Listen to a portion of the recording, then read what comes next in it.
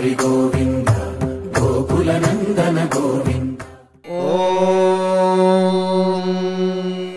शतमानं भवति शतायुः पुरुषः शतेन्द्रिय आयुष्येवेन्द्रिये प्रतिष्ठति।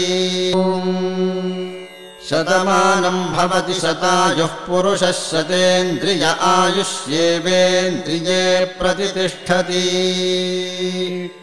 शतमानं भवति शतमानकं शतमानं भवति शतायुः शतायुर्भवति शतमानकं शतमानं भवति शतायुः शतमानमिति शतमानं भवति शतायुः शतायुर्भवति शतायुः पुरुषः शतायुर्भवति शतायुः पुरुषः शतायुः पुरुषः शतायुः पुरुषः शतेन्द्रियः पुरुषः शतायुः पुरुषः शतेन्द्रियः शतायुरिति शतायुः पुरुषः शतेन्द्रियः पुरुषः शतेन्द्रिय आयुष्यायुषि शतेन्द्रियः पुरुषः शतेन्द्रिय आयुषि शतेन्द्रिय आयुष्यायुषि शतेन्द्रिय आयुष्येवैवायुषि शतेन्द्रिय आयुष्येव शतेन्द्रिय इति शत